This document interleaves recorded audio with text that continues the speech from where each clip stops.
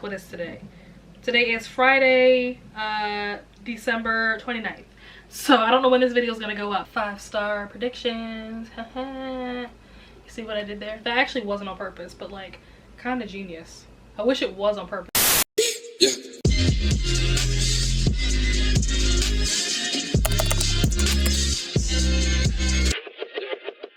Hello and welcome back, and welcome to my channel if you are new here.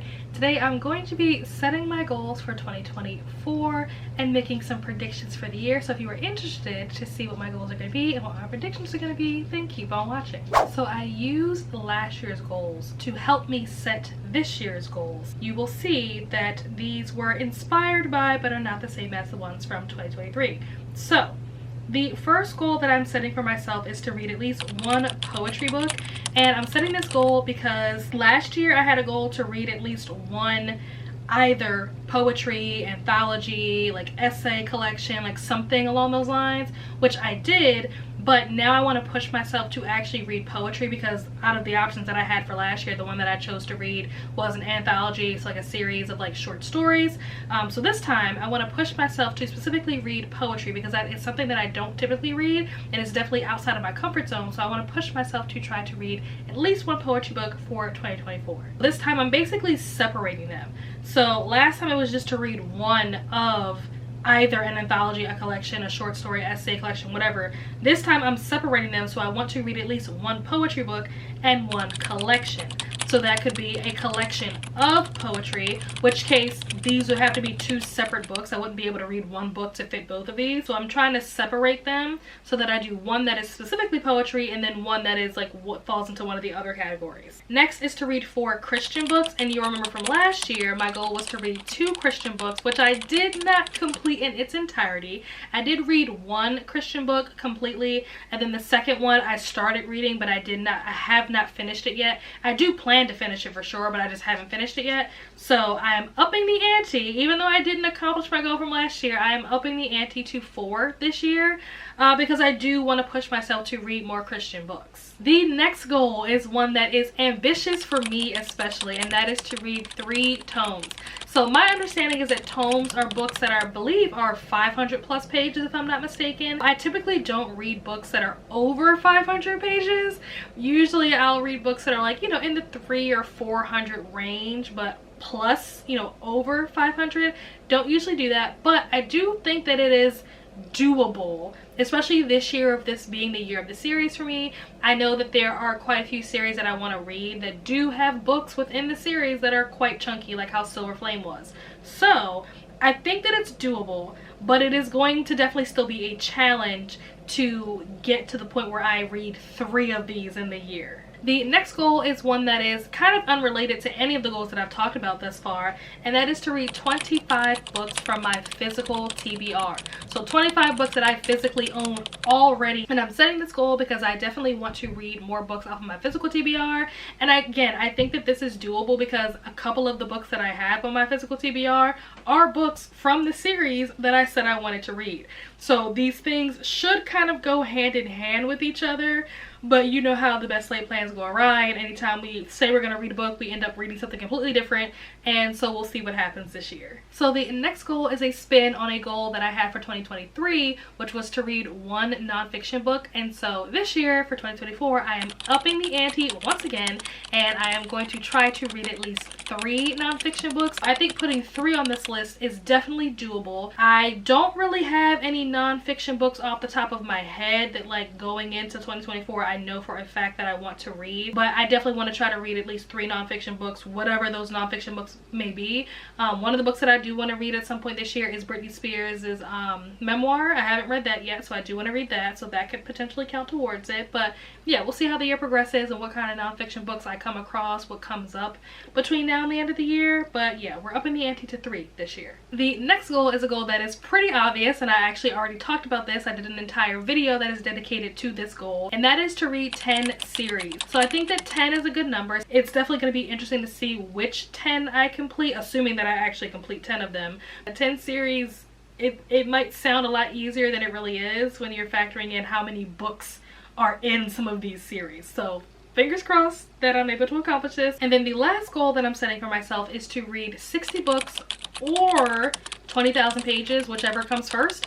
I'm okay with. The reason why I set it at this was because last year I said that I wanted to read 48 books. 48 was like my practical goal. Just based on the number of books that I typically would read in a month, I came up with 48. I wanted my goal to be something that was going to be attainable, not something that was going to be impossible for me to reach and then be disappointed in myself when I don't hit it. 48 was what I put on paper that I wanted to definitely stick to, but in my mind, my goal was 60. And so the fact that I read more than that in 2023, I feel like I can definitely put 60 down as my on paper goal this year. And I think I'm going to say 75 as like my mental, like in my mind goal is going to be 75. But on paper, I'm going to go 60 this year. And 20,000 pages, that was kind of based on, again, the number of pages that I read in 2023. Just looking at my Storygraph stats and stuff, 20,000 was a number that I felt like was reasonable for me to be able to hit for 2024. So we'll see which one I end up hitting. I might end up hitting both. Who knows? So those are all of my like hard, like written down goals that I want to meet by the end of 2024. Now moving on to my 5-star predictions. Now this is going to be hard, right? This is gonna be rough because I did a 5-star prediction video last year for 2023, and I will just be the first to say that I failed at that horribly because I think I had like maybe 10 books on that list that I was predicting would be 5-star reads, and none of them, not a single one, was a 5-star read. Did some of them get close? Yes. I had a couple of like 4.5. I might have even had like a 4.75 or something like that. But none of them were 5-star reads. And on top of the fact that none of them were 5-star reads, the books that I did end up giving 5 stars to were books that I was not expecting to give 5 stars to. They were books that I wasn't even expecting to really like that much in the first place. The lesson that I learned from that was that I clearly don't know myself. I don't know what I like. I don't know what my taste is. So I'm trying this again. And hopefully I do a better job at knowing what I like this time around. But you can never be too sure. So I broke the list down. There are, I believe, 10 books on this list. Out of those 10, 4 of them are series, so like overall series that I think are going to be 5 stars. And then 6 of them are just individual, like standalone books. Out of the 4 series, 2 of them have new releases that are coming out in 2024. And then out of the 6 standalones, 2 of those are also new releases for 2024. And then the genres that this list kind of is comprised of is contemporary fiction, rom-com, thriller, and fantasy. So now that I've given you the breakdown, let's jump into which books made the list. So the first series is The Natural series by Jennifer Lynn Barnes. And like I said before, this has been described to me as Criminal Minds, but make it YA. So I'm hoping that I will really like this. I've actually never watched Criminal Minds before. All of the reviews that I've seen for this series have been really, really positive. So I'm hoping that this will be a winner. The next series on the list is a series that I don't actually know what the name of it is. But the first book in the series is Blood Debts, and then the second book, which comes out later this year, is Blood Justice, and this is by Terry J. Benton Walker, I want to say. I read Blood Debts in 2023 and gave it 5 stars, and so I'm hoping that if the second book is anything like the first book, that it will also be 5 stars. Also, the way that the first book ended, it sets it up for the second book to be a really interesting story. So I'm just hoping that the author doesn't let me down and that, you know, they deliver and they come through and that this second book is also a 5 star. Moving on, the next series is a duology. I do know for a fact that this is a duology, and I don't believe there are any books after the second one, and that is Six of Crows. Now, this is a series that I contemplated putting on this list because I definitely want to read like the Shadow and Bone books first. I know that you don't have to read them first. I know, I heard it before, but I do. This girl right here, yeah, she has to read the Shadow and Bone books first before she can read Six of Crows. And so I don't really have a plan for when I'm gonna read the trilogy for Shadow and Bone. And I've also heard that it's not that good, so it's not exactly like enticing or motivating to make me want to read that trilogy in order for me to get to Six of Crows. So I'm putting it on this list because I've heard nothing but great things. Everyone that I know that has read this book or this duology really enjoyed it. So with all the good things that I've heard about the series, I definitely want to read it, and I think that I, or hope that I will like it, but I just don't know when I'm gonna get to it. And then the last series on this list is Magnolia Parks, and this is a series that I think I'm really gonna enjoy because it's been compared to British Gossip Girl, and I love Gossip Gossip Girl, so if it's giving the actual Gossip Girl vibes, then I think that I would probably rate this really highly. I know a lot of people who love this series and say that it's great, but yeah, if it's British Gossip Girl and that is an accurate description of this series, then I think that I will really enjoy it. So The Naturals is YA, like mystery, kind of thriller-ish. The Blood Debts series is fantasy, like urban fantasy. Six of Crows is fantasy, and Magnolia Parks is like contemporary fiction, maybe romance if you want to call it that. And then moving on to the standalones, the first standalone on the list is Final Girl Support Group by Grady Hendrix, and this is a book that I've heard very mixed things about. I feel like in the very beginning when I first started hearing about this book, there were a lot of people who really liked it and recommended it, and then as time went on, I started to see more and more people who really did not like it and did not recommend it. So I'm not really sure how I'm gonna feel about it, but I'm hoping that because I am such a lover of like the horror and like slasher, not franchise, but like that genre, I'm thinking that this might be a book that like I would rate really highly, but not necessarily everybody would rate really highly, if that makes sense. The next book on the list is Help Me Remember by Corinne Michaels, and this is a book that I've had on my TBR, my physical TBR, probably since 2022, and it's a book that I really want to get to, but it's one of those books that just for some reason never seems to fit prompts for any of the readathons that I participate in, so I never get around to reading it because I'm always reading other stuff for readathons. And so this is a book that I definitely want to prioritize because the synopsis sounds really cool. Her brother is dead and she is the only known eyewitness to whatever happened to her brother, but she like has amnesia, and so she doesn't remember what happened, and nobody will tell her anything because they don't want to taint her memory or lack thereof, because she's the eyewitness on the case, like in the trial.